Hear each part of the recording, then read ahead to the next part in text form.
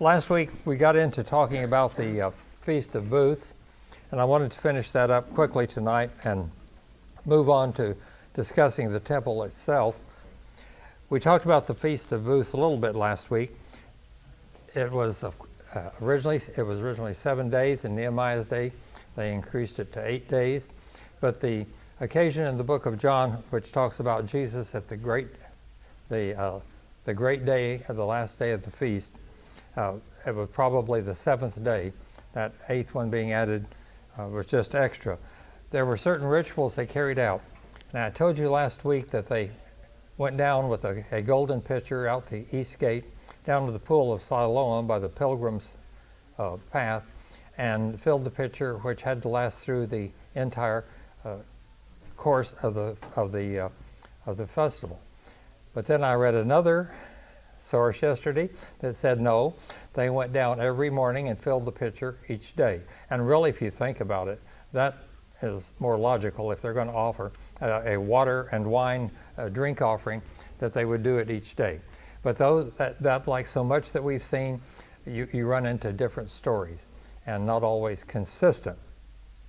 But be that as it may, they went through the water gate, remember, always that same gate as they brought the water in from the pool of Siloam every day or once a week or whatever. If it were a Sabbath day, if the festival started on a Sabbath day, they had certain requirements based on the record in Nehemiah, where it talks about the branches that they were to gather and to wave and praise to God.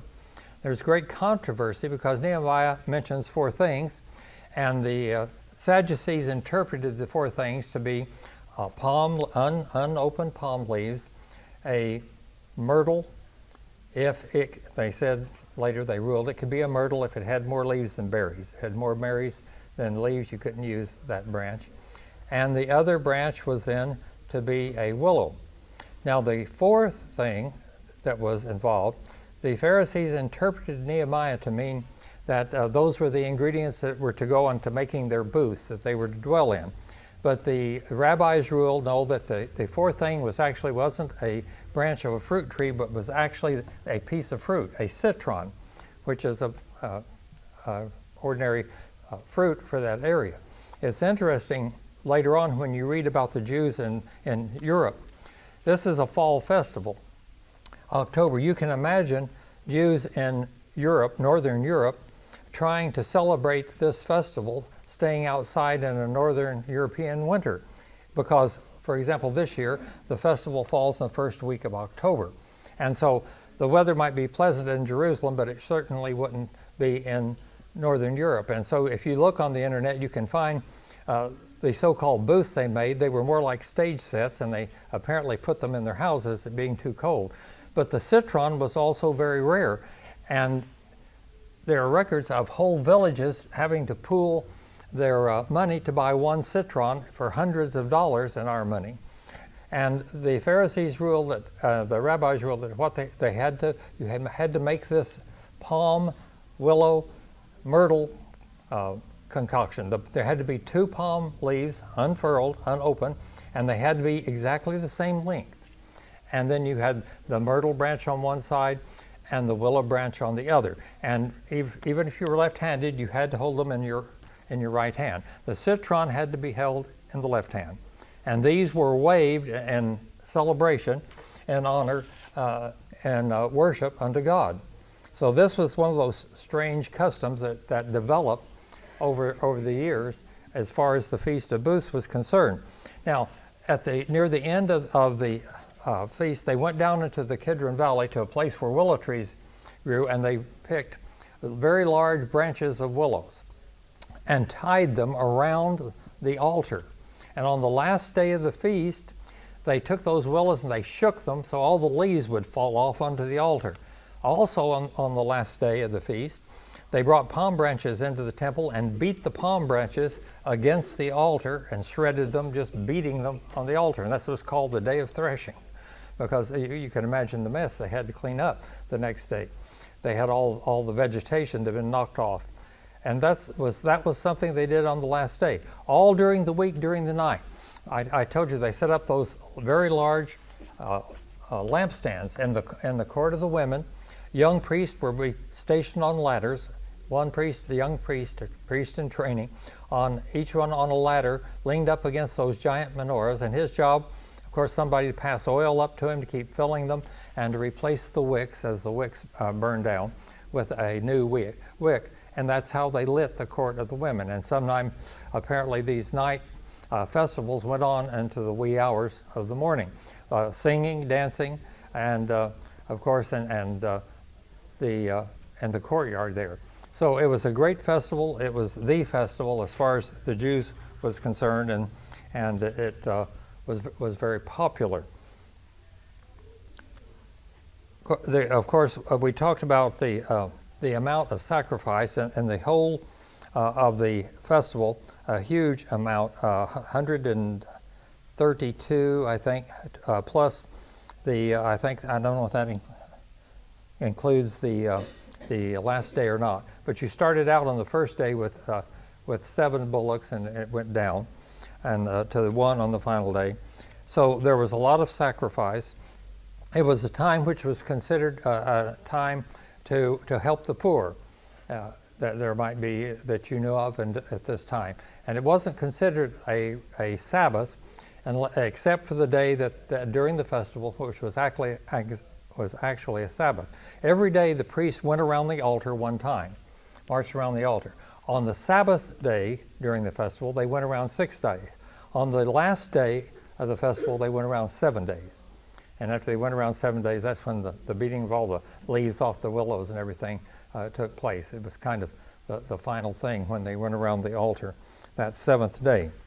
During this festival, usually one course of the priest would serve for a week. During this festival, all 24 courses of the priest were present during this particular festival. And the last day of the feast, I think it reverted back to just the course whose turn it was, that day that Nehemiah had added. So that's a little bit about the Festival of Booths. Any comments or questions that I could answer? Okay, take your drawing, and we'll move on to look a little bit at the details of the temple. This is, and looking at this is one of the strangest buildings ever built. There's the most inefficient use of stone in this building you can imagine. When you look at the drawings, you see there are 2 outer walls. For what purpose? You've got these, 7, 8 foot thick marble walls going up to great heights. And what's the purpose of that outer wall on each side? You've got the storerooms, have a wall, and then you got a little space, and you have another wall. It's a very strange building. I don't know if it was done that way just to make the proportions look better for some reason, but it's just a very strange building. Now you notice, if you look on the right side, you see in that space I have little horizontal lines going up.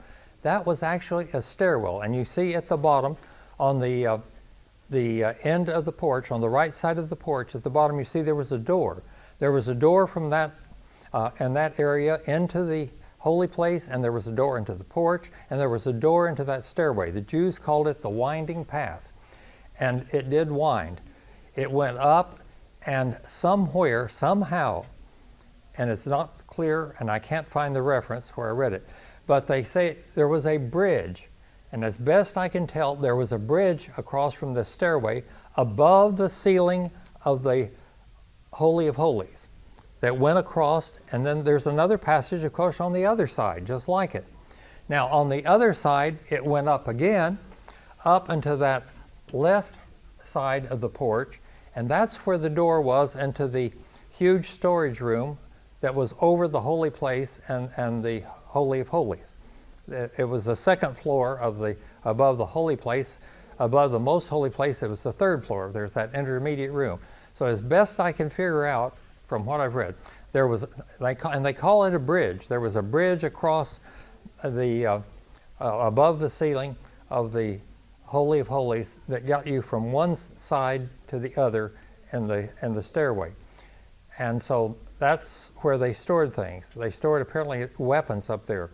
In the siege of Jerusalem, the last holdouts, when the walls of the city were breached, the last holdouts in the city didn't hold out in the temple.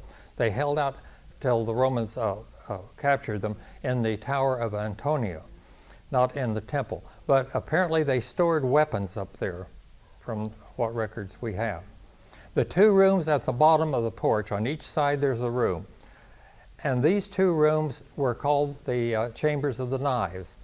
And among other things, you might guess, they stored the sacrificial knives there that were used for killing the sacrificial animals. They were stored in those two rooms. Now, the front of the temple. And here again, there are conflicting reports. From a long time I've read that there were two veils. There was the veil that separated the holy place from the Holy of Holies. But also on the front was covered by a veil which is said to have been a map of the world, embroidered and multicolored on linen, a map of the known world as they understood it at that time, which, and other people say, well, there was a door, that there were doors. So if this veil was in front of the doors, I don't know. But there's a record of young priests, of course, climbing that golden chain and looking in, and it said that first veil, that outer curtain, was always opened and pushed aside on the left-hand side. The curtain into the Holy of Holies was opened on the opposite side. So a priest going to offer the sacrifice on the Day of Atonement would not go straight through the temple. He would go diagonally. He would enter on the left side and go into the Holy of Holies on the right side. So that's one record. Also, that eastern wall of the temple was the lowest wall of all, because the steps, the buildings, the courtyards are going up as you go from east to west. And so the priest that was burning the heifer on the Mount of Olives, if he was just at the right place, he could actually look through all the gates directly into the Holy of Holies when the high priest went in on the Day of Atonement. And apparently this is something that had been done, because they wrote down that you could do it. But the gates, of course, were perfectly aligned, and the wall being low in the front, you could go on the Mount of Olives and get in just the right place where you could see through all the gates that would be open directly into the Holy of Holies on the Day of Atonement. And so that's something else that someone did at one time, and they recorded that it was possible. Questions? Well, there's nothing in there to see, and of course, priests that were in the holy place could see in when the high priest went in. They couldn't go in. Now, there's one article of clothing that the high priest wore that you won't find in the Bible. They were afraid that on the Day of Atonement, a high priest would get in there and have a stroke or a heart attack, and what would happen? They couldn't get him out.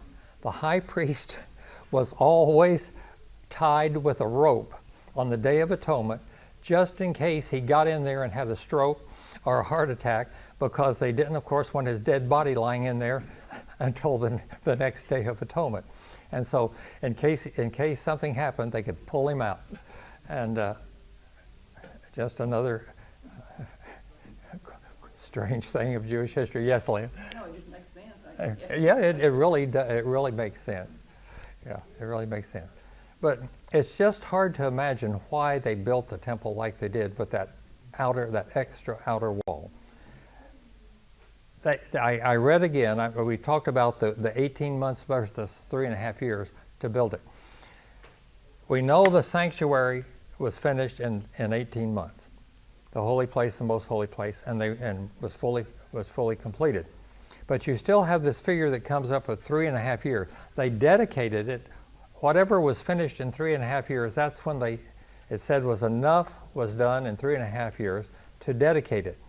And I have often wondered if you can build the sanctuary without those two outer walls. Build it up, roof it, it has windows, and you have a complete building. Then you come along and you build the outer wall that makes the storage chambers. And you notice there were, 11? 4 on each side, or is it 5? 4 on each side and 3 in the back. Now, and because of that second outer wall, the storage chambers along the side can't have any windows. So you've got a very long corridor that's very dark. And of course they would have to access it with torches. And remember, there were no stairs except for that stairs that got them up and onto the third floor, or the second floor, if you want to call it that. So those storage chambers were very, very dark, but there's no outer wall around the back of it. So the 3 storage chambers at the west end could have windows to light them, and of course ventilation too, you can imagine. They need the ventilation through there. And so that's the only light that you would have from outside would be those 3 rooms on the west end of the building. So it was a very long, very dark area. And of course the winding stairs up to the top, as far as we know, there were no windows there at all. And so you have the clear story windows lighting the holy place, and the rest of it is pretty well dark.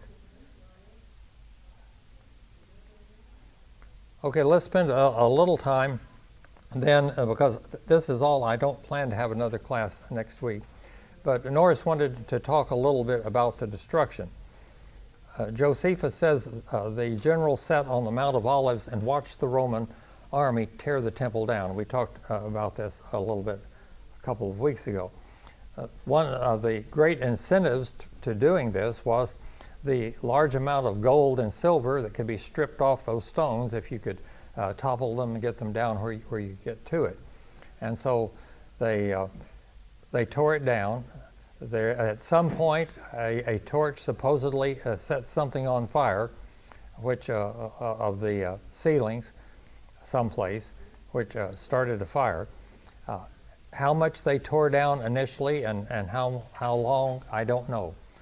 But they did tear it down, and the generals contemplated, it's a beautiful building, do we let them tear it down? But of course, their hatred for the Jews was such they would not stop the army. It was kind of a free-for-all, everybody grabbing everything they could. And of course, the Arch of Titus in Rome, you can still see, it shows the things that they carried off from the temple. The lampstand still shows, and also the Roman soldiers carrying off trumpets that they carried out of the temple. Those are 2 things that show to this day on the Arch of Titus, even after almost 2,000 years, it's still visible. And Titus was so proud of his accomplishment of capturing Jerusalem. I understand he built 2 arches, not just one, to commemorate his victory over the Jews. But it was hatred that drove them. The Jews, of course, were totally responsible for, if they hadn't rebelled, there wouldn't have been that to begin with. But the Lord said, not one stone is going to be left unturned. And how long, as far as how long it took them to tear it down, and what state and timeline of tearing it down, I don't know.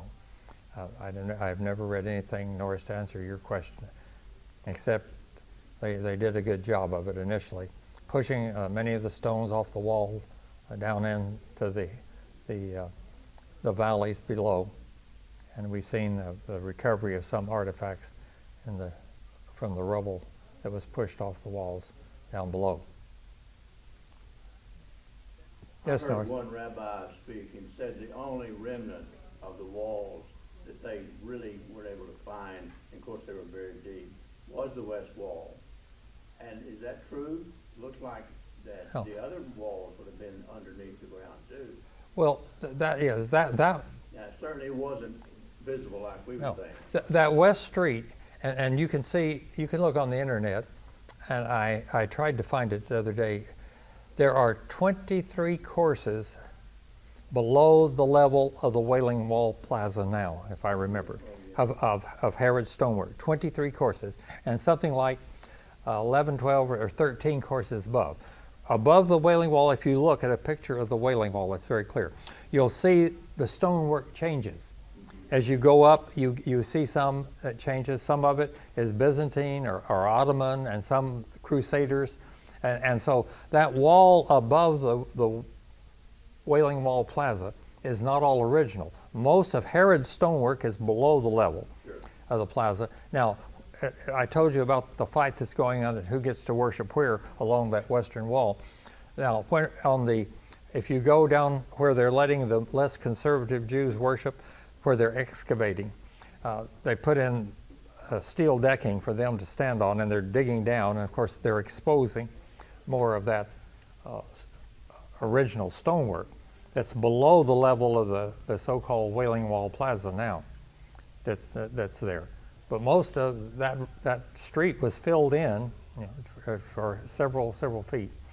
Something like 40-something feet, I think, is actually where the original foundation was, where the original street. Is that far down? Is 40 feet down? Yes. That's how much rubble, and through the years. I don't understand it. Well, they threw a lot of stuff all over and into the valley, and filled it up through the years, And as people tore down things, that's the way urban centers in those days, things tend to fill up. Low places tended to fill up, and old cities through the years.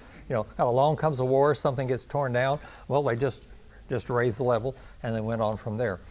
So it's like something like 40 feet below, and you can see that they're excavating down to bedrock now, and uncovering one of the pictures in the first lesson that is on the video is one of those areas where they're excavating. The picture that of the man standing, and you can see the stonework looks almost like new because it's been buried down there. Started the wall on bedrock.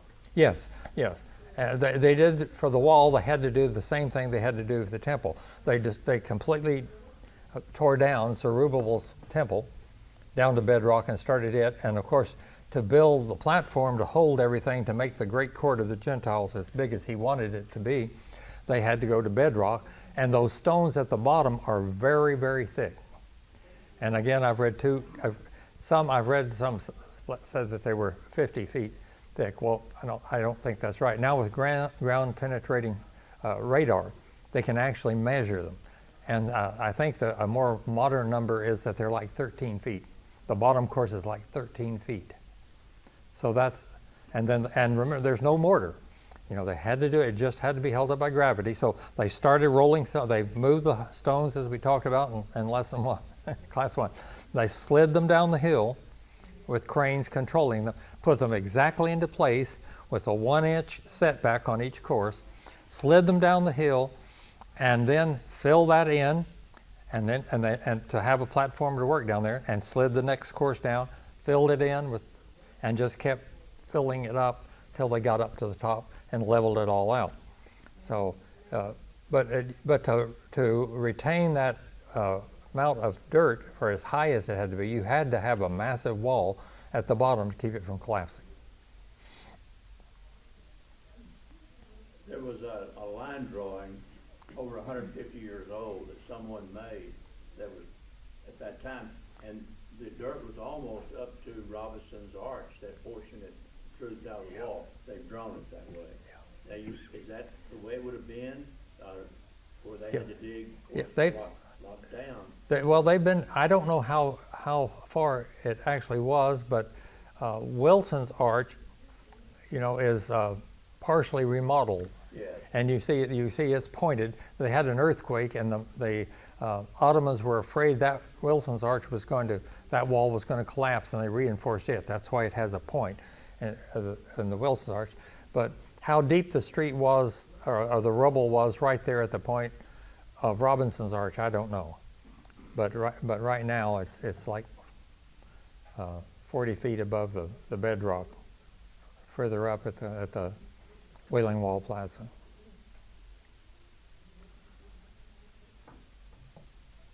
Odds and ends.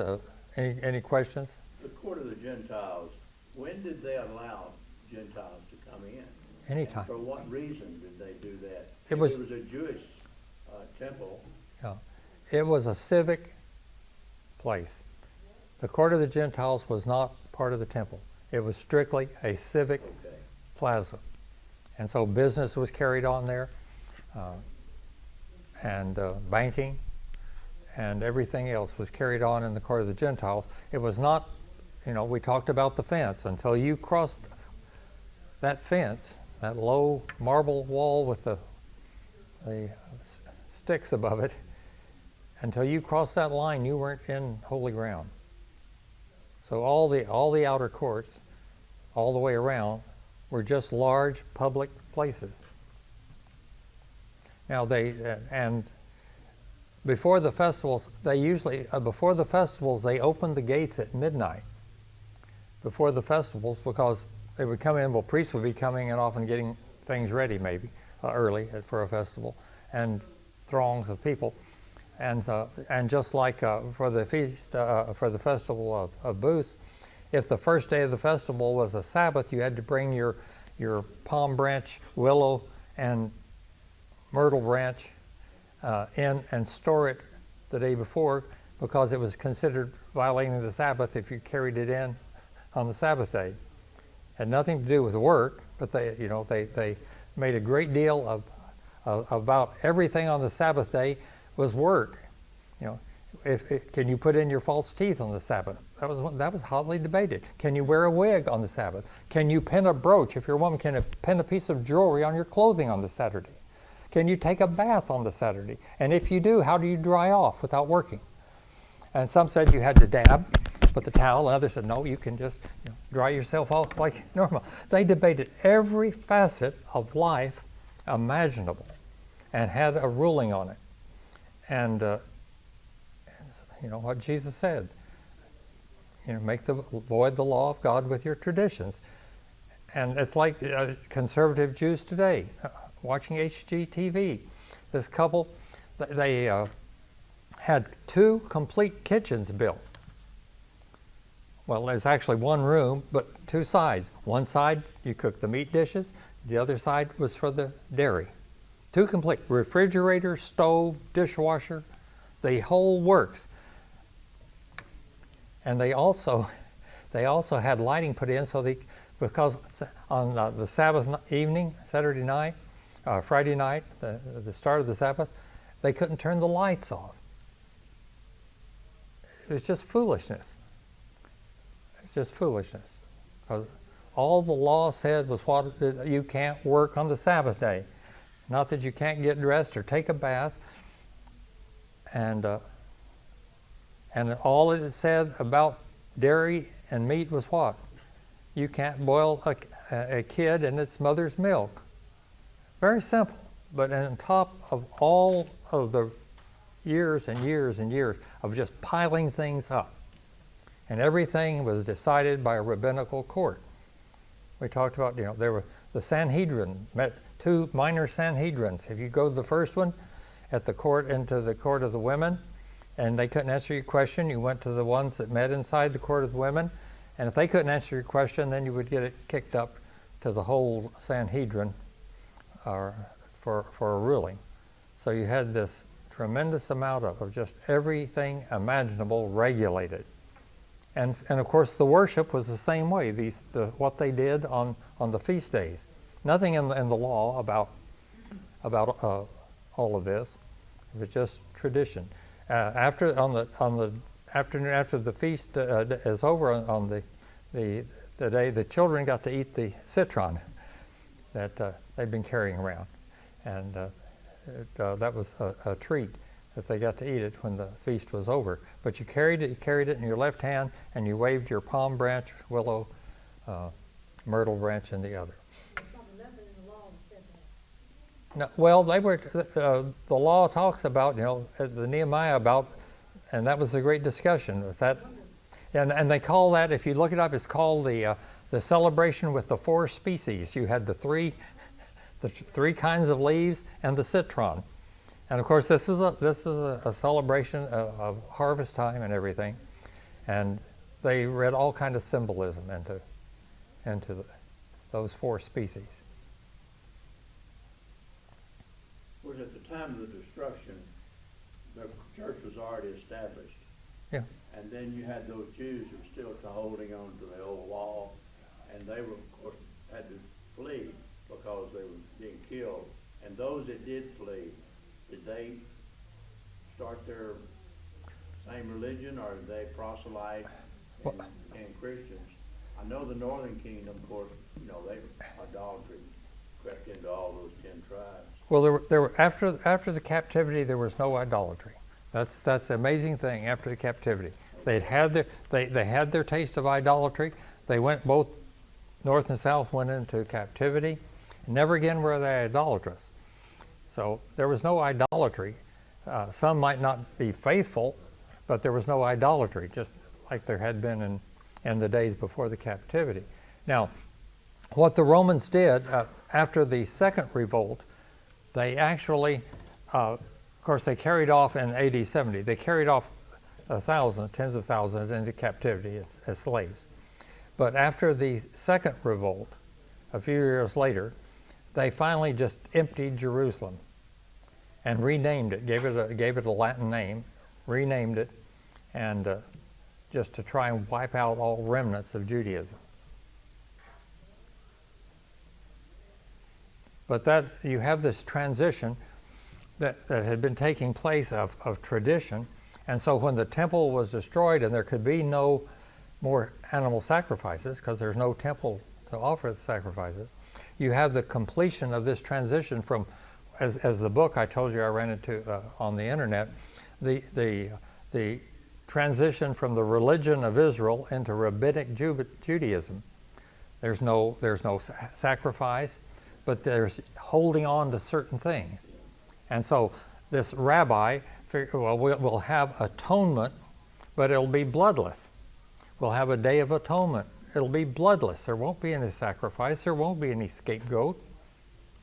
There won't be any sacrifice for sin. Everything will be bloodless. And that's where Judaism is today. So that's fine with the Orthodox, that there's no more, Yeah. I mean, they hold to a conservative route, but they're still not doing the sacrifice. No Jews. As far as I know, there's no branch, no sect of Judaism that practice sacrifice. Now, not to say there may not be a odd group out here, a few people doing it somewhere, but as far as well-known group that practices animal sacrifice, I don't know of any group. And of course, the lineage is lost on the priest as well. Yes, that's true. There's nobody knows who's a descendant of Levi, what tribe. In fact, there's a theory. There's a theory. It's called the 13th tribe. A book was written by some scholar years ago. His thesis was that European Jews aren't even Jews at all, but European Jews were actually, as the Muslims were taking over the Middle East, that there were a group of people that were caught between the Christians and the Muslims, and so they said, we're not Christians, and they didn't convert to Islam. They said, we're Jews, but they really weren't. And so this professor from 40 or 50 years ago, his thesis was that most modern day Jews really aren't Jews at all, that they're descendants of that group of Europeans that did that to avoid persecution by the Muslims. It's a theory. Well, thank you very much for coming to the class. It's been a lot of fun for me. Very informative. Glad you came. Glad you got something out of it, especially those of you that teach Old Testament to the kids. Maybe it'll help you have some idea of what went on there.